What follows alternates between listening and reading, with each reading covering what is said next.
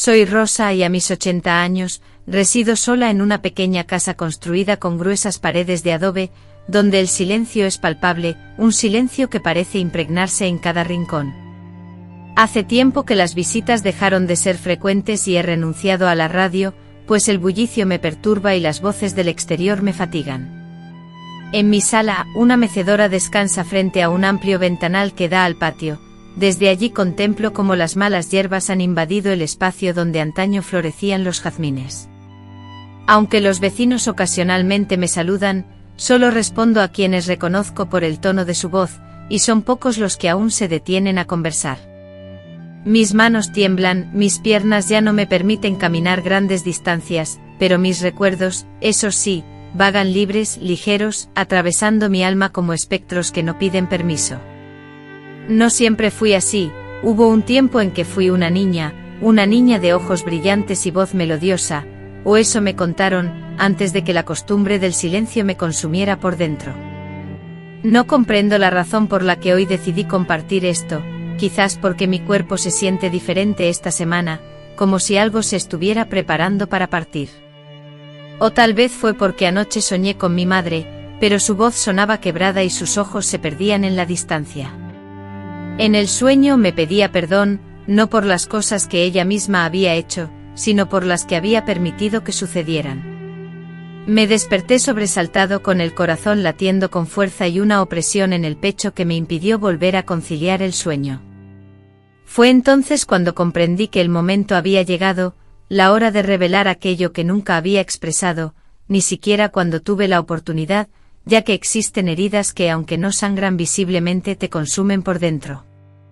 Y una de esas heridas que me ha acompañado desde que tenía 5 años, me persigue desde que nací en un pueblo polvoriento del sur de México, un lugar donde las casas parecían moldeadas a mano, donde las mujeres preparaban la comida sobre leña y los hombres ejercían su autoridad sin necesidad de alzar la voz. Crecí en una casa humilde con techo de lámina, suelo de tierra y un patio atestado de gallinas demacradas y alambradas oxidadas.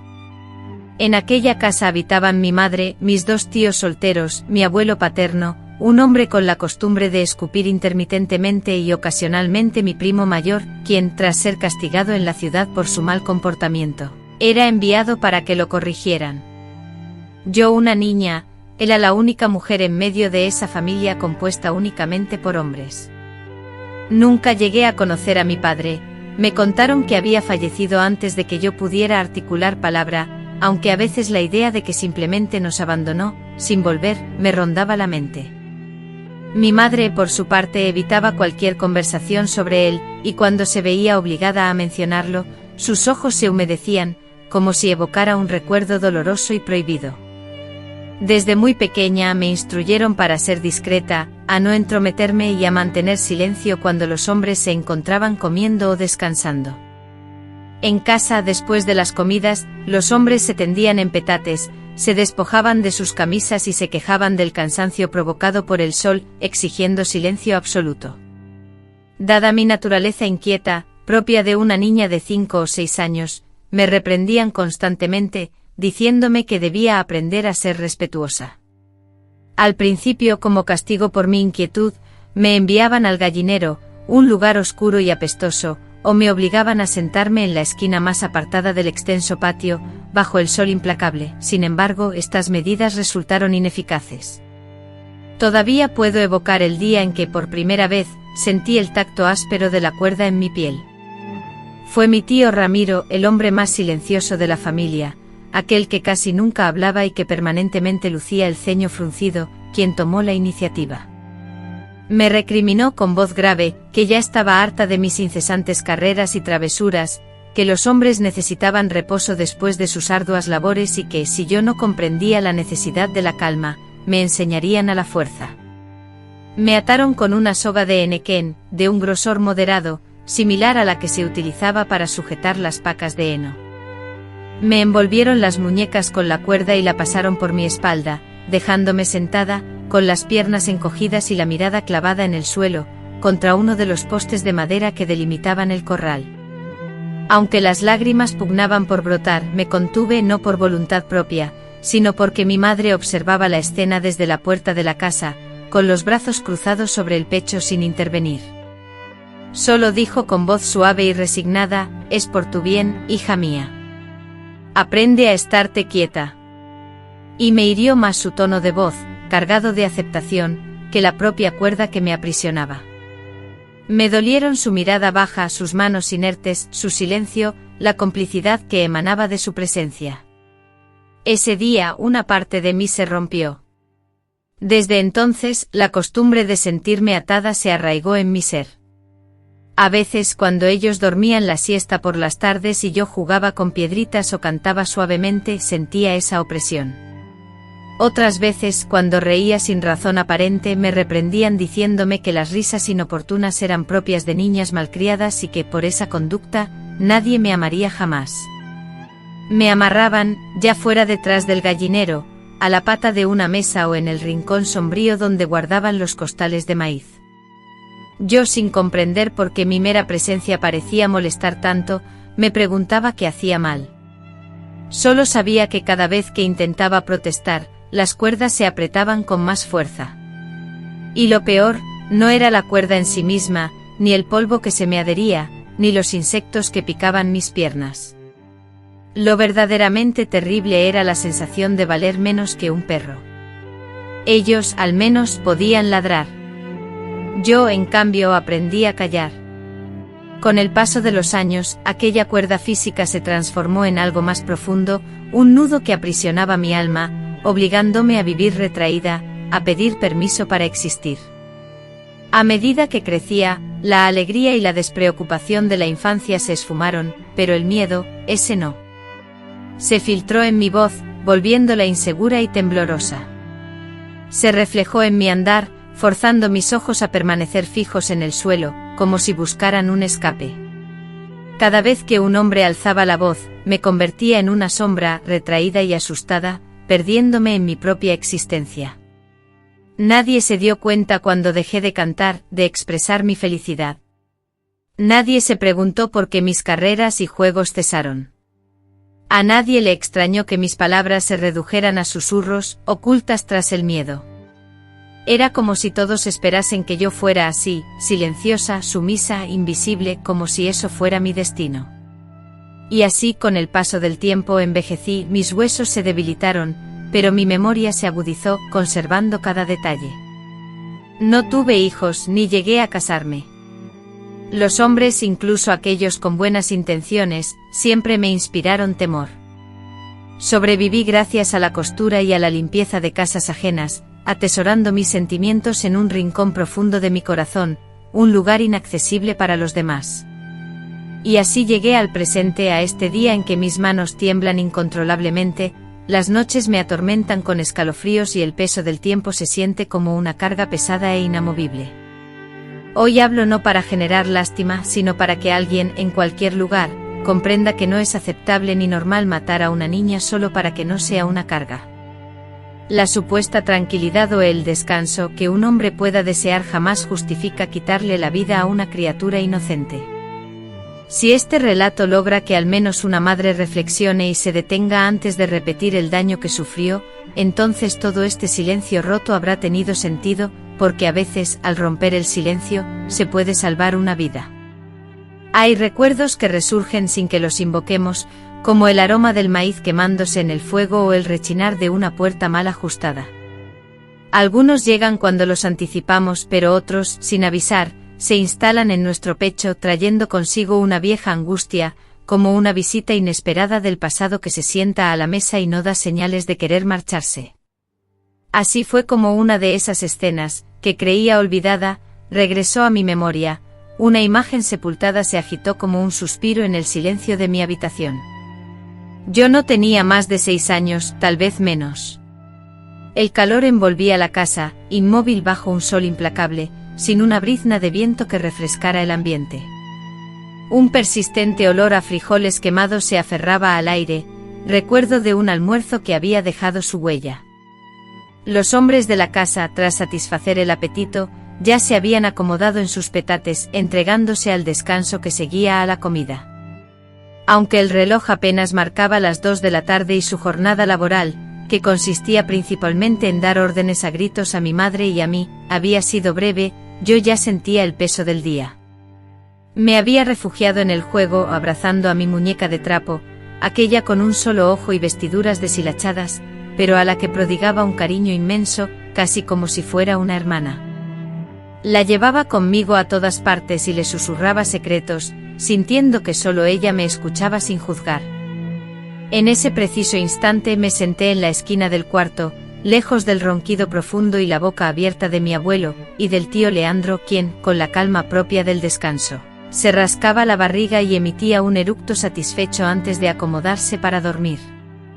Mi madre, absorta en la tarea de lavar los platos en la pila, no se percataba de mí, mientras yo entonaba una canción suave, un murmullo casi imperceptible, una hebra de voz que creí que pasaría desapercibida, pero que, sorprendentemente, sí atrajo la atención. No logré determinar con certeza quién fue el primero en expresar su descontento, si mi primo o mi tío. Sin embargo, en ese momento una voz grave exclamó con enojo: ¿Quién carajo está haciendo ruido? Ya les dije que queremos descansar.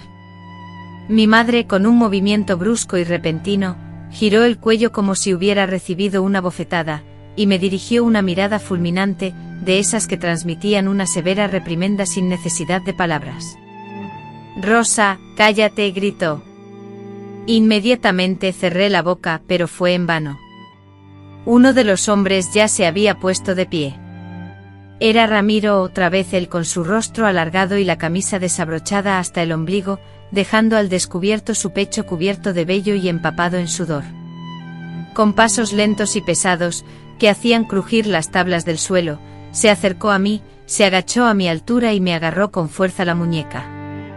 «¿Quieres jugar? Pues juega sola, pero sin molestar a los demás», dijo antes de arrojar mi muñeca al fogón, donde se incendió rápidamente como si fuera de papel.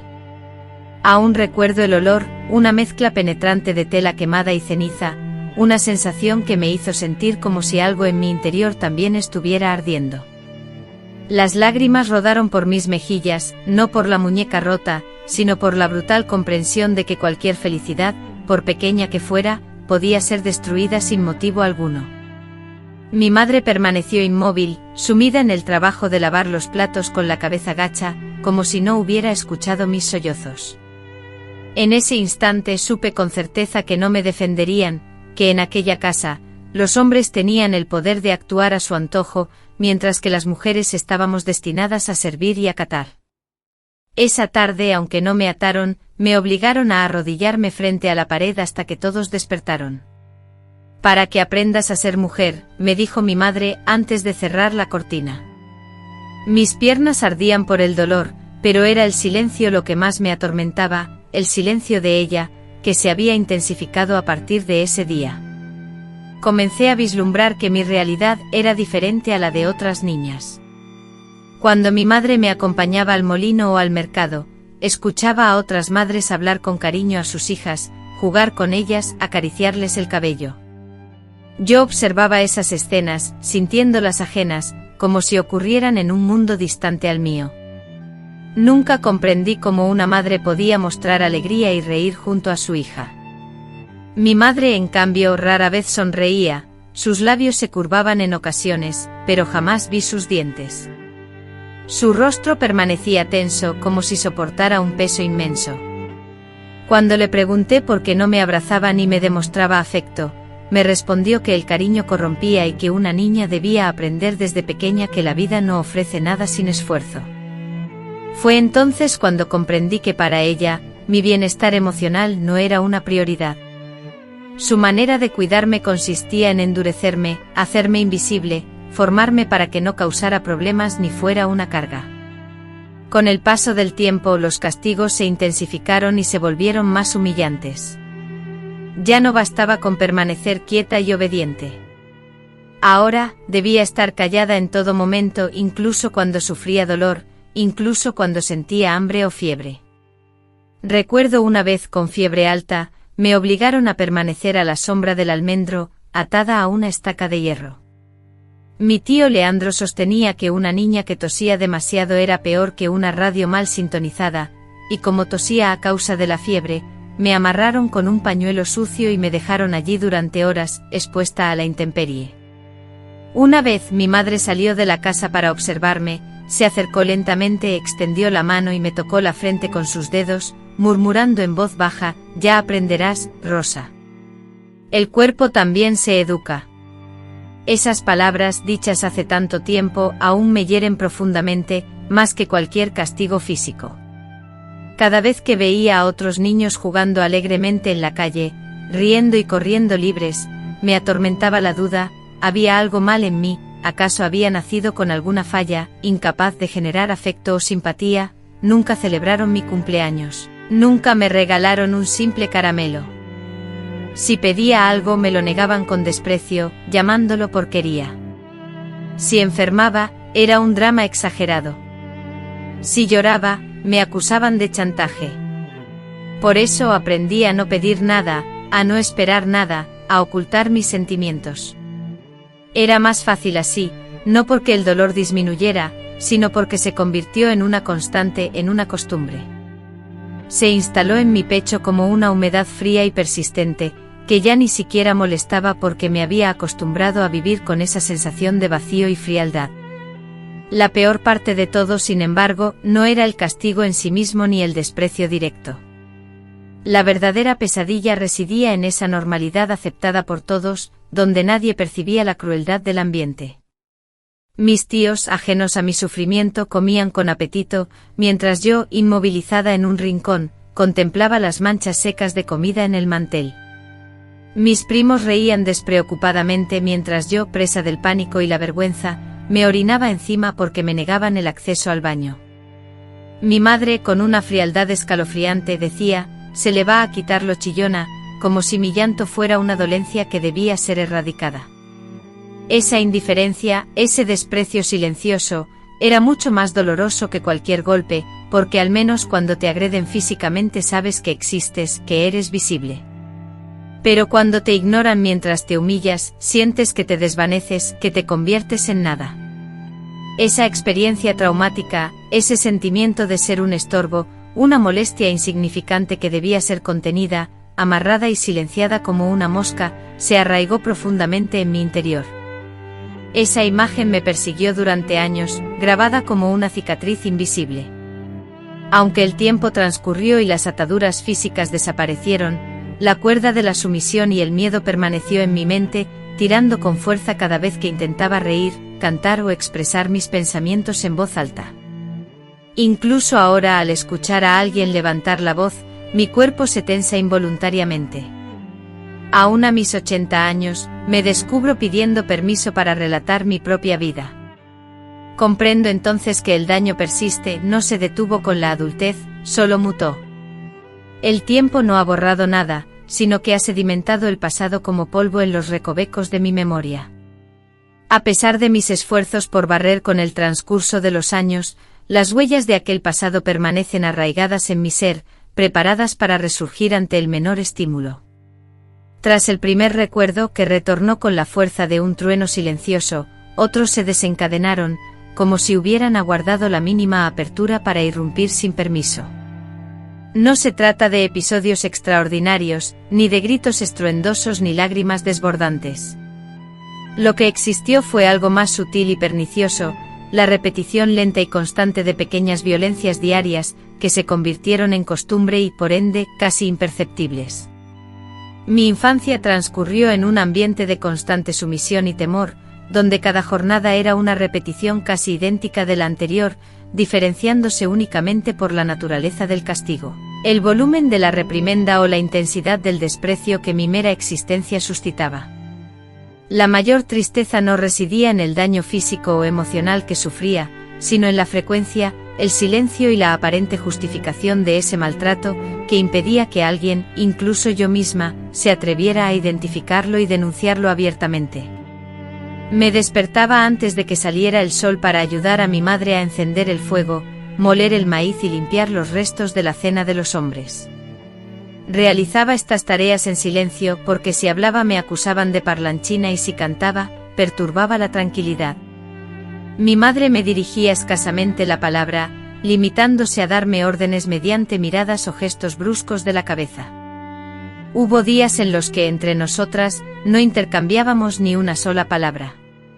En la casa solo se escuchaba la voz de los hombres, incluso cuando no pronunciaban palabras relevantes, incluso cuando solo murmuraban o se quejaban del sofocante calor. Su presencia era la única que verdaderamente importaba. Yo, en cambio, era un mero susurro, un sonido que debía ser controlado y silenciado. Cuando tenía entre 7 y 8 años, empecé a sentir fuertes dolores en la espalda, seguramente producto de agacharme constantemente para limpiar los pisos de tierra o de acarrear pesados baldes de agua desde el pozo. Le conté a mi madre sobre mi dolor, anhelando un poco de consuelo, aunque fuera un simple gesto de cariño. Sin embargo, lo único que recibí fue su dura respuesta: eso te pasa por no saber moverte. Aprende a cargar las cosas como es debido, que no estás hecha de azúcar. Aquella frase se clavó en mi memoria como una condena: no estás hecha de azúcar. No esperes ternura. No exijas dulzura. La vida no es para que la disfrutes, sino para que la soportes. Esa fue la amarga lección que aprendí a la fuerza, día tras día. Con la espalda arqueada, no solo por el dolor físico que ya comenzaba a ser mi compañero, sino porque mi cuerpo parecía reflejar la sumisión que me habían inculcado. Jamás me habían enseñado a mantener la mirada, a defenderme o incluso a cuestionar nada. Mis tíos solían decir que las preguntas eran cosa del demonio, que quien preguntaba demasiado perdía el respeto. Así, cuando empecé a percibir sensaciones extrañas, inquietantes, que me hacían sentir sucia y confundida, como si todos me señalaran con el dedo, no supe a quién recurrir. Recuerdo con nitidez una tarde cuando tenía 9 años, en la que mi primo, que venía de la ciudad para enderezarnos, me propuso jugar a las escondidas. Con la inocencia propia de mi edad, acepté. Nos dirigimos a la parte trasera del corral, un lugar apartado y poco frecuentado. Allí me pidió que me metiera en el espacio que se formaba entre dos bardas caídas. Al agacharme sentí una mano que me empujaba con fuerza, seguida de otra, más áspera, que recorrió mi espalda de una manera que me resultó incomprensible. Ante la situación inesperada, indecisa entre reír, gritar o guardar silencio, finalmente opté por callarme. Permanecí inmóvil, tal como me habían instruido. Después de que se marchó, regresé a casa con dificultad, y la noche transcurrió sin que el sueño me venciera, atormentada por la duda de si había cometido algún error. Al día siguiente no mencioné nada, ni a mi madre ni a nadie más, pero empecé a evitar a mi primo, ocultándome cada vez que lo veía acercarse. Sin embargo, esta actitud, lejos de despertar sospechas en los adultos, fue utilizada en mi contra. Una mañana, mi tío Leandro me regañó violentamente por negarme a servirle café a mi primo, acusándome de vanidosa y de comportarme como una princesa, cuando mi única función era ser una boca que alimentar. Acto seguido, mi madre me agarró del brazo con tanta fuerza que me dejó un moretón y me encerró en el cuarto más pequeño de la casa, donde se guardaban sacos y herramientas, obligándome a permanecer allí todo el día, con la intención de que aprendiera a ser humilde. Permanecí inmóvil, sin lágrimas ni gritos, envuelta en la oscuridad y el polvo, sintiendo cómo la angustia me consumía. Sentía hambre, frío y sobre todo un pavor profundo a que cualquier palabra mía desatara una tormenta peor, porque en mi hogar lo terrible siempre podía escalar a niveles aún más oscuros. Desde entonces, cada mirada prolongada de los hombres de la casa me obligaba a bajar la cabeza y huir, pero la casa era diminuta y los ojos numerosos. Vivía bajo constante vigilancia, mis acciones medidas, mis gestos juzgados. Si me aseaba con esmero, se burlaban de mi vanidad; si no lo hacía, me tachaban de sucia. El silencio me convertía en una extraña, la palabra en una contestataria. Nada era jamás suficiente. Mi madre, en lugar de refugio, se transformó en mi principal fiscal, inspeccionando mi ropa, revisando mis uñas, oliendo mi aliento como si buscara algo ilícito. Me repetía que las niñas debían ser sombras, que las mujeres que brillan, invariablemente terminan mal. Una vez, consumido por la furia al verme sonreír a solas, me cortó el cabello con un cuchillo. Me reprochó que las risas sin motivo eran cosa de locas. Esa noche sentí la cabeza en llamas y la vergüenza se apoderó de mi pecho como una bestia. Poco a poco dejé de sonreír, no porque estuviera triste, sino por pura estrategia. Sonreír era peligroso. Significaba mostrar que sentía algo y en esa casa, sentir era el preludio de la privación. Así me convertí en una cáscara vacía. Caminaba en silencio, respiraba solo cuando sabía que nadie me oía. Me adiestré para ser invisible, y lo conseguí. Nadie me dirigía la palabra, nadie me prestaba atención. Pero yo, en cambio, seguía allí, observándolo todo, memorizando los sonidos de la casa, los pasos, los gruñidos, los portazos. Bastaba con ver cómo dejaban las sandalias en la entrada para adivinar el estado de ánimo de mis tíos. Aprendí a esconderme antes de que me buscaran, a obedecer antes de que me lo ordenaran. A pesar de todo el sufrimiento y la crueldad, incluso en esos momentos oscuros, mi cuerpo anhelaba consuelo. Una parte de mí, pequeña pero persistente, imploraba un gesto de afecto, un tacto amable, una palabra de aliento. En las noches la fantasía me llevaba a soñar con mi madre, sintiendo sus brazos alrededor, escuchando sus promesas de que todo mejoraría y su reconocimiento de que yo no merecía ese trato. Pero al despertar, solo hallaba su espalda distante, su cuello tenso y su silencio sepulcral, ahogando mis esperanzas. Por eso el mayor golpe, la verdadera y dolorosa escalada, no fue el castigo físico, ni la tortura, ni el aislamiento. Fue comprender con total claridad que nadie intentaría rescatarme, que ningún adulto cuestionaba lo que me hacían, y que mi sufrimiento era considerado normal. Y si la normalidad era el sufrimiento, entonces no había esperanza de escapar. Ese fue el verdadero abismo, la certeza de que mi dolor no era un error, ni un accidente, sino la regla, la norma, el orden establecido. Ese conocimiento, sutil como una brisa pero cortante como un cuchillo, fue la semilla de un cambio profundo en mí. Por años la normalidad que percibía era una jaula, creía que toda niña debía soportar el dolor en silencio, que el destino de las mujeres era obedecer y servir, agachando la cabeza y ocultando la alegría. El silencio, pensaba, era una virtud, y una mujer que no se quejaba era sinónimo de fortaleza, mientras que las lágrimas representaban debilidad. Me aferré a esas creencias porque era más sencillo que reconocer la humillación que sufría. Era más fácil aceptar que esa era la vida, que todos los hogares eran como el mío, que todas las niñas sentían ese miedo opresivo que se aferraba al pecho. Cada vez que una voz masculina se alzaba o que sus pasos resonaban con fuerza en el pasillo, me repetía esas ideas, porque ignoraba cualquier otra posibilidad. Y sin embargo un día, algo en mi interior se quebró y simultáneamente se iluminó. No fue una explosión, ni una insurrección, ni un instante de valentía aparente. Fue un descubrimiento sutil, una experiencia personal y reservada, como un secreto que se susurraba suavemente, semejante a la lenta fisura que se forma en una pared que hasta entonces se consideraba inquebrantable. Yo tenía 12 años y de pronto una nueva vecina se había instalado en el pueblo, una viuda llamada Doña Emilia, acompañada de su hija Maribel, que tenía mi edad. Se mudaron a una pequeña y humilde casa a una cuadra de la nuestra. Doña Emilia, la madre de Maribel, era costurera y aceptaba encargos para confeccionar vestidos de primera comunión y uniformes escolares. Mi madre, que por naturaleza desconfiaba de las personas desconocidas, comenzó a llevarle prendas para que las arreglara. Un día, me pidió que fuera yo a recoger una blusa. Fui a desgana anticipando una recepción fría por parte de Doña Emilia, similar a la actitud distante que mi madre mostraba a todos.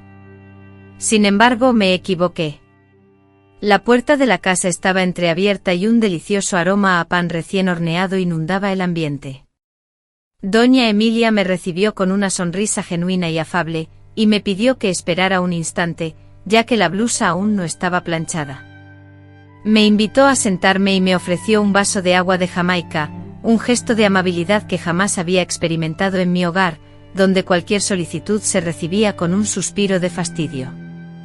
Me acomodé en una pequeña silla junto a la ventana y observé a Maribel, que estaba absorta en su cuaderno, dibujando flores y casas con tejados vibrantes. La contemplé con asombro. Nunca había visto a una niña dibujar con tanta calma y concentración, como si el mundo no fuera un lugar peligroso. Maribel, al levantar la mirada y encontrar la mía, me regaló una sonrisa espontánea y me preguntó si deseaba dibujar con ella. Vacilé, no estaba segura de poder hacerlo. En casa cualquier actividad que no fuera estudiar o hacer tareas domésticas era motivo de regaño. Soñar e imaginar eran considerados una pérdida de tiempo, algo propio de las personas tontas, pero algo en la voz de Maribel me impulsó a aceptar. Me ofreció un lápiz de colores y una hoja de su cuaderno. Dibujé una nube, luego un pájaro y finalmente una casa, aunque no se parecía a la mía, sino a una con cortinas en las ventanas y flores adornando la entrada. En ese instante me sumergí en un mundo de tranquilidad y creación. Al regresar doña Emilia con la blusa y ver que yo estaba dibujando, en lugar de reñirme por perder el tiempo, me felicitó: «Qué bonito dibujo, mi niña, tienes mano ligera». Esas palabras me provocaron un nudo en la garganta, no por su excepcionalidad, sino porque nadie me había expresado un cumplido similar. Al volver a casa sentí una incomodidad desconocida, diferente al cansancio habitual o al miedo diario. Era una duda que me atormentaba: ¿y si mi vida no era como debía ser? ¿Y si todo lo que me habían enseñado era una gran falsedad? Incapaz de dormir, repasé cada instante del día con Maribel, cada gesto de su madre, cada palabra amable. Rememoré ahora con claridad acciones que antes ignoraba por costumbre: los abrazos negados, el encierro solitario, las humillaciones sufridas sin compasión. Y entonces me formulé la pregunta que lo alteró todo. ¿Por qué yo no recibo los mismos privilegios y oportunidades que Maribel? ¿Qué cualidades posee ella que a mí me son negadas? Aunque la respuesta no llegó instantáneamente, la pregunta persistió en mi mente, arraigándose como una semilla en tierra árida, sedienta de una mínima gota de agua. Repetí mis visitas a Maribel, pretextando encargos o recados. En su hogar, cada vez que entraba, la atmósfera era diferente, el aire que se respiraba era distinto. Allí no se escuchaban gritos ni insultos, no había ataduras físicas ni encierros emocionales. Maribel podía expresarse sin temor, reírse abiertamente y cometer errores sin ser castigada. Doña Emilia, su madre, la corregía con firmeza, pero con cariño y respeto, sin humillarla. Paulatinamente estas visitas comenzaron a transformarme. Inicialmente era solo una vaga sensación, pero luego se convirtió en una certeza dolorosa: me habían mentido. Me habían convencido de que mi existencia era la única aceptable, de que la obediencia ciega era equivalente al amor y el silencio forzado era una virtud. Pero esa realidad era falsa. Y al comprenderlo, mi mundo interior se desestabilizó. La imagen de mi madre se había transformado, ahora la veía como la fuente de todas las privaciones que había sufrido. Servir la comida a mis tíos se convirtió en una experiencia nauseabunda. La soga, colgada detrás de la puerta, provocaba que mi piel se erizara de terror. La herida interna que sentía se abría cada vez más. Un día, sin pensarlo, confronté a mi madre, diciéndole con firmeza: «Ya basta, no soy tu sirvienta». La bofetada que me dio fue tan fuerte que me dejó zumbando el oído durante 2 días, pero no lloré, porque el dolor físico no se comparaba con la agonía de haber esperado tanto tiempo para alzar la voz. Otro día, cuando uno de mis tíos me ordenó que le llevara agua, como si fuera una criada, me negué rotundamente. Me escapé al patio, me senté en una piedra y permanecí allí hasta que el sol se ocultó. Las reprimendas y los castigos fueron inevitables, pero algo había cambiado en mi interior, la culpa se había desvanecido, reemplazada por una rabia nueva, un despertar doloroso. Y con esa rabia, llegó también el miedo, pues ser consciente de la opresión sufrida no es la liberación instantánea, sino solo el comienzo de un largo camino. Conocer la verdad, aunque me permitiera ver las cosas con claridad, no me liberó de mi encierro. Aún siendo una niña, aún viviendo en esa casa y sometida a ese sistema que me despojaba de mi humanidad día tras día, yo ya no era la misma. Ya no aceptaba merecer aquello, ya no creía que debía guardar silencio, ya no me sentía inferior a Maribel ni a nadie. Y esa nueva conciencia, por incipiente que fuera, me dio la fuerza necesaria. La fuerza de resistir sin ceder, de observar sin someterme, de mantenerme viva interiormente, aunque exteriormente aún tuviera que obedecer. Esa fue mi primera victoria y al mismo tiempo mi condena, porque una vez que uno sabe, ya no puede ignorar, ya no puede pretender que nada ocurre, ya no puede vivir como antes. Aunque seguía siendo la niña callada y obediente, por dentro había empezado a romper las ataduras. El despertar de la conciencia no fue un alivio, sino una nueva carga. Cuando una persona finalmente comprende que su vida se ha desviado del camino, que los días no deberían ser dolorosos, y que las palabras no tendrían que lastimar como cuchillos, es entonces cuando comienza la verdadera batalla, no solo contra aquellos que la oprimen, sino también contra la arraigada idea en su interior, la que la susurra que quizás merece ese sufrimiento, que tal vez está exagerando, y que si no escapa es porque no puede, y si no puede, es porque no vale lo suficiente. A los 13 años, yo ya había abandonado los juegos, los sueños y las esperanzas, pero también había perdido la fe. Ya no creía en los adultos, en los hombres, en el parentesco, ni en las oraciones. Solo persistía la costumbre y dentro de esa rutina, una rabia silenciosa me quemaba la garganta cada vez que me exigían que bajara la mirada o me obligaban a servir la mesa mientras los hombres se quejaban del cansancio del trabajo. Como si las mujeres no tuviéramos cuerpo, como si nuestras manos no sufrieran, y como si nuestras espaldas no se resintieran al final de cada jornada. Durante esa época, mi cuerpo comenzó a transformarse, como le sucede a cualquier niña en crecimiento. Sin embargo, en mi caso, esos cambios no despertaron asombro ni cariño, sino temor y desconfianza. Mis pechos se desarrollaron antes que los de mis amigas, y eso fue considerado un problema. Mi madre me ordenó que los ocultara, que no provocara, que incluso con la respiración fuerte podía despertar la atención de los hombres. Me obligó a usar fajas viejas y la ropa de una tía obesa que había fallecido, con el propósito de disimular mi figura. Sentía asco por tener un cuerpo que los hombres observaban con deseo y las mujeres criticaban. Nadie me explicó qué era la menstruación. Cuando me vino por primera vez creí que me estaba muriendo. Corrí al baño, el miedo sacudiendo cada paso. Mi madre, al darse cuenta, no me brindó consuelo, sino que me dijo que ahora sí debía comportarme como una mujer decente, que si quedaba embarazada, sería mi culpa. Así, mi madre me dio la bienvenida a la adolescencia con una amenaza, en lugar de comprensión. Junto con las transformaciones físicas de mi cuerpo, comenzaron a acechar nuevos peligros. La mirada de los hombres de la casa se volvió más intensa, más inquisitiva. No era solo el desprecio que sentía en mi infancia, ahora era una amenaza más oscura, silenciosa y pegajosa. Aprendí a sentir su presencia detrás de puertas entreabiertas, a percibir sus miradas desde las sombras de los pasillos, a intuir su fingida somnolencia cuando pasaba por la sala. Mi primo, aquel que una vez me había tocado la espalda en un juego, regresó a casa por problemas legales, según se dijo. Nadie dio más explicaciones, pero yo supe que no era una buena señal. Él rondaba los 20 años, y yo apenas tenía 14. El miedo que sentía ya no era el temor infantil, era un miedo físico profundo, real. Empezó a buscarme a solas, a decirme cosas que no entendía completamente, pero que me hacían sentir impura. Me encerraba en el baño a llorar, anhelando que alguien, mi madre o cualquier adulto, viera lo que estaba ocurriendo, pero no lo veían o no querían verlo. Una noche, mientras dormía profundamente en mi habitación, sucedió algo que aún hoy me hiela la sangre. No recuerdo cómo entró, si la puerta no estaba bien cerrada o si él, por alguna razón, sabía cómo abrirla sin forzarla. Esa noche estaba cubierta solo con una cobija fina y vestía una camisa vieja de mi madre. De repente sentí su respiración cerca de mi rostro, y una mano pesada se posó sobre mi hombro, empujándome ligeramente.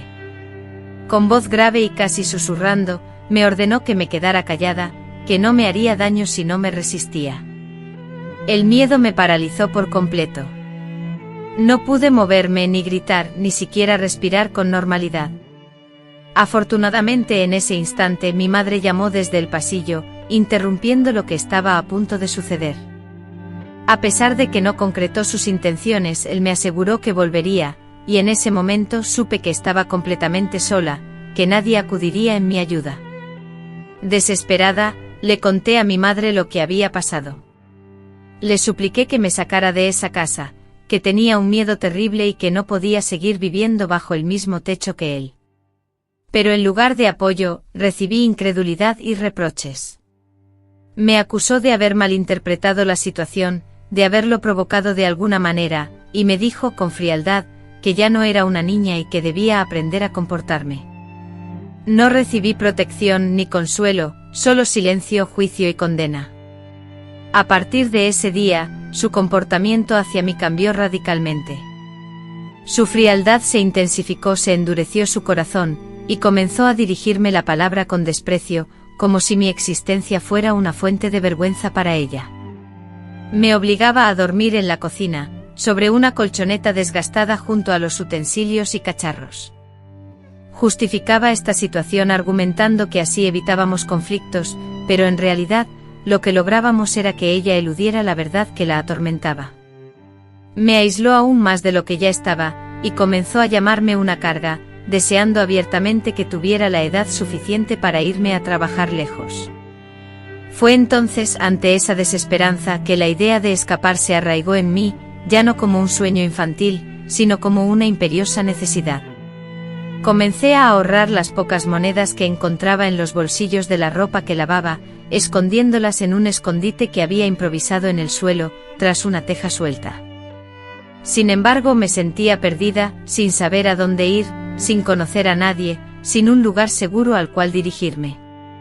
A pesar de todo, la calle con sus peligros, me parecía preferible a permanecer bajo ese techo opresivo. La situación alcanzó su punto crítico cuando un día mi primo intentó entrar nuevamente en mi habitación. Esta vez grité con todas mis fuerzas. Lo empujé con todas mis fuerzas y salí corriendo, aterrada. Me refugié en la habitación de mi madre, llorando desconsoladamente y suplicándole auxilio. Ella clavó en mí sus ojos, fríos como el hielo, y con una voz que parecía cortar, solo atinó a decir, otra vez, ¿y ahora, qué has hecho? En ese instante, la certeza se clavó en mi pecho, no solo no me creía, sino que había tomado una decisión definitiva en mi contra. Había elegido un bando, y no era el mío. Al día siguiente me enviaron a la casa de una tía, en un rancho perdido a kilómetros de distancia. Argumentaron que era para alejarme de la situación, para que respirara, pero yo sabía la verdad, me estaban apartando del foco. Mi tía no era mala persona, pero tampoco contaba con el tiempo ni el espacio para mí, dormía en un catre estrecho, ubicado junto a la despensa. Trababa sin descanso desde el alba y me alimentaba con las sobras, pero al menos, en ese lugar, la angustia no me atenazaba. Cada noche podía dormir sin que la pesadilla me asaltara, y podía caminar sin sentir la opresión de miradas inquisidoras sobre mi espalda. Fue precisamente en ese rancho, en la soledad de una cocina abierta y una vieja mesa de madera, donde empecé a escribir, garabateando palabras en servilletas y papeles sueltos. No tenía claro si eran cartas desesperadas, poemas llenos de dolor o gritos silenciosos. Solo sabía que necesitaba urgentemente expresar lo que sentía, compartir mis pensamientos de alguna manera, aunque nadie escuchara. Necesitaba verbalizar los secretos que me atormentaban para no enloquecer, pues el cuerpo puede resistir el sufrimiento, pero el alma anhela expresarse. Regresé al pueblo un año después de lo sucedido, ya con 15 años cumplidos. Mi físico era el de una mujer, pero en mi interior aún permanecía la niña vulnerable y fragmentada, buscando desesperadamente un refugio. Volver fue como ingresar de nuevo a una jaula que ya conocía demasiado bien. Mi primo ya no residía allí. Sin embargo, el silencio glacial de mi madre persistía intacto. Me recibió sin un gesto de cariño, sin un abrazo. Me ordenó que comenzara a trabajar de inmediato, que el tiempo transcurría vertiginosamente y que ya era momento de encontrar un hombre que me tolerara. No pronuncié palabra alguna, pero en mi interior algo había cambiado radicalmente. Ya no era dócil ni obediente. Había aprendido a simular, a planificar mis movimientos. Era consciente de que debía escapar, que nadie vendría a rescatarme y que, si deseaba sobrevivir, tendría que enfrentarlo sola. Así comenzó mi segundo despertar, no impulsado por la esperanza, sino por una determinación inquebrantable, la decisión de romper con todo, de desvincularme de esa herencia de dolor. La decisión de vivir a pesar del sufrimiento, porque vivir en silencio era un tormento mayor, porque callar ya no era una posibilidad. Y porque mi cuerpo, mi historia y la vida que había vivido merecían un futuro distinto, me marché una madrugada, silenciosamente sin despedirme. No llevé equipaje, solo una bolsa desgastada con unas pocas prendas, un cuaderno repleto de mis escritos y la escasa cantidad de dinero que con dificultad había logrado guardar durante meses. Caminé descalza hasta la estación de autobuses, procurando no hacer ruido, mientras mi corazón latía con tanta fuerza que me provocaba dolor en el pecho. Ignoraba mi destino, no tenía una dirección, ni contactos, ni expectativas de nada. Únicamente sabía con absoluta certeza que no podía permanecer ni un día más bajo aquel techo, en esa casa que por años había aprisionado mi cuerpo y mi espíritu. La llegada del autobús se demoraba. Mientras esperaba, sentada en un banco de cemento frío, mi mente se centró en mi madre. Visualicé su rostro tenso, sus ojos que nunca me brindaron apoyo, sus manos que nunca me acariciaron sin juzgar. Me pregunté si notaría mi ausencia, si lloraría, si se enfurecería, si en alguna parte de su ser se cuestionaría que hizo mal, pero no derramé una lágrima, ni por ella, ni por nadie más. Mis ojos ardían y sentía la arena del desierto en ellos, como si todas las lágrimas que había reprimido durante años, hasta que se secaron las fuentes, hubiesen sido en vano. El camión, un monstruo de metal y ruido, me arrojó a una ciudad desconocida, un laberinto de calles y edificios que mis ojos nunca habían contemplado. Descendí en la terminal de autobuses, el miedo clavándome los pies al suelo, sin conocer a nadie, sin saber a quién recurrir, sin un techo bajo el cual refugiarme.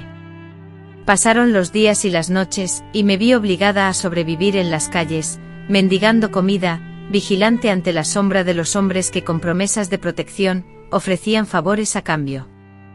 Aprendí con la dureza de la experiencia, que incluso fuera de las paredes de mi hogar, el peligro acechaba en cada esquina, que la libertad no era sinónimo de seguridad y que huir era solo el comienzo de una larga lucha.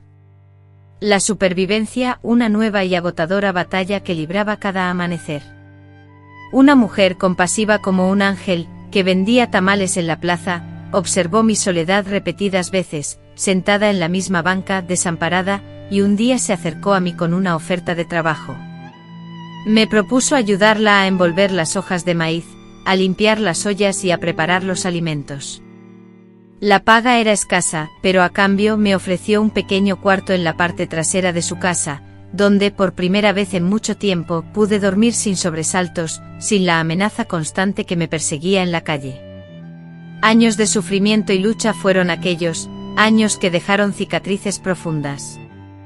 Sufrí la escasez de comida, soporté las bajas temperaturas, fui objeto de desprecio para muchos y completamente ignorada por otros, pero a pesar de todo, jamás me sentí tan llena de vida como en aquel entonces, pues cada amanecer me pertenecía. No necesitaba permiso para respirar, y nadie me juzgaba ni me veía como una carga solo por existir. Con el paso del tiempo perfeccioné mi habilidad para coser y, guiada por mujeres mayores que, al igual que yo, habían aprendido a valerse por sí mismas, adquirí diversos oficios. Juntas forjamos una red discreta pero poderosa de mujeres solitarias que se apoyaban mutuamente. Compartíamos confidencias en voz baja mientras trabajábamos o comíamos, y aunque no lo verbalizábamos, sabíamos que todas habíamos escapado de situaciones similares, maridos violentos, padres abusivos, hogares donde éramos invisibles. A los 20 años conocí a un hombre que parecía diferente, no era dominante ni ruidoso, me hablaba con serenidad y me escuchaba pacientemente. Cediendo a la necesidad de compañía que sentía después de tanto tiempo a solas, permití que me cortejara y acepté vivir con él. Al principio, todo pareció transcurrir con normalidad. Al principio, la relación fue maravillosa, me trataba con gentileza, me hacía reír y me sentía feliz a su lado. Sin embargo, con el paso del tiempo, su actitud cambió drásticamente. Primero comenzaron los celos infundados, luego las constantes críticas y reproches, y finalmente, los gritos y las amenazas. Me humillaba diciéndome que era incapaz de comunicarme, que no servía para nada y que estaba tan trastornada como mi madre. La palabra «loca» resonó en mis oídos con una fuerza devastadora, pues era la misma palabra que había escuchado durante mi infancia, utilizada para silenciarme y hacerme sentir insignificante. Un día, tras una discusión acalorada, arrojó un plato al suelo, rompiéndolo en 1000 pedazos.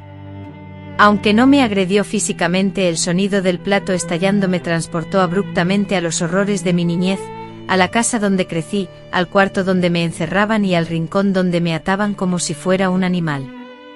Al mirarlo a los ojos comprendí que si me quedaba, repetiría el ciclo de abuso, que permanecería atrapada en esa relación, aunque la prisión ahora estuviera construida de miedo y dependencia, y no de cuerdas físicas.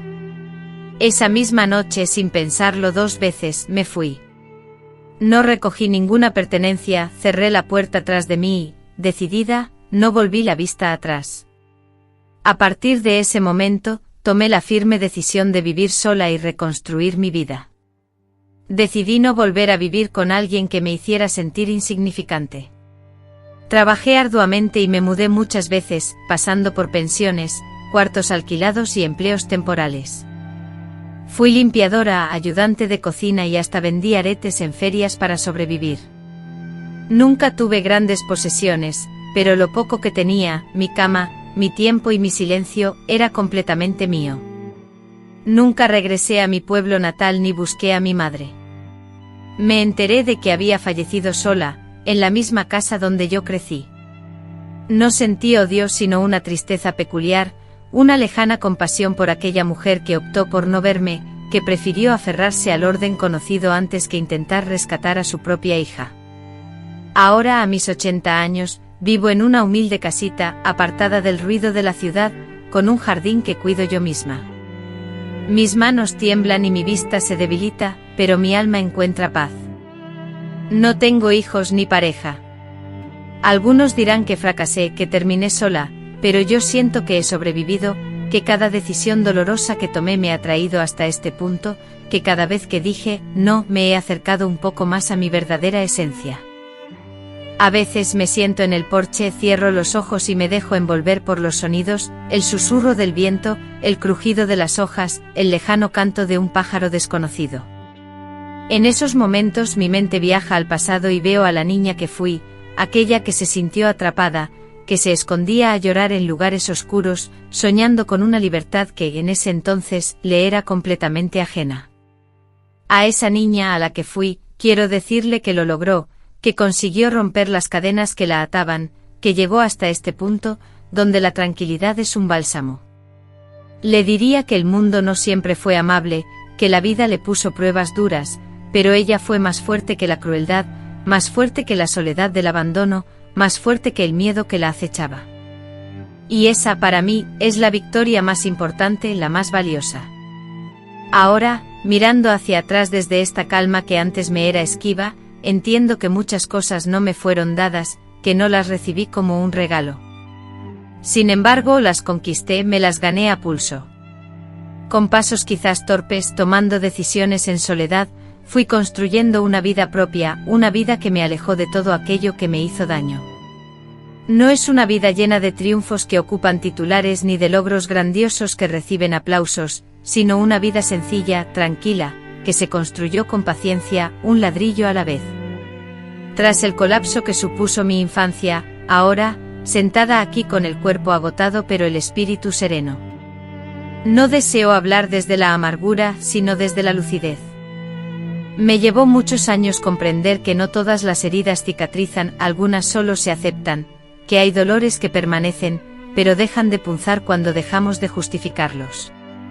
Durante mucho tiempo creí que debía perdonar para sanar, eso afirmaban los libros, los sacerdotes, las vecinas.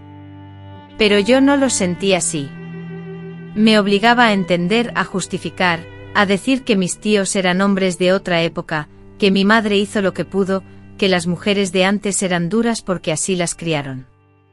Y puede que haya algo de cierto en todo eso, pero un día comprendí que entender no es lo mismo que exculpar, que uno puede mirar el pasado con compasión, sin necesidad de negar el daño que se infligió. No perdoné a mi madre, no de la manera esperada, como si nada hubiese ocurrido, pero sí dejé de odiarla. La liberé de la imagen perfecta de madre que yo misma había creado, una imagen irreal que me servía para no sentirme tan sola. Comprendí que ella también fue una víctima de su época, de sus temores, de su propia vida, y que no pudo ofrecerme lo que nunca recibió. Aunque eso no elimina el sufrimiento, me ayudó a dejar de esperar algo que nunca iba a suceder. Pasé muchos años conversando conmigo misma, como si pudiera explicarle a la niña que fui porque nadie la protegió. Y cada vez que lo hago, termino diciéndole lo mismo: no fue tu culpa. No fue por ser mala, ni por ser tonta o contestataria, fue porque creciste rodeada de personas heridas, que nunca aprendieron a amar sin lastimar.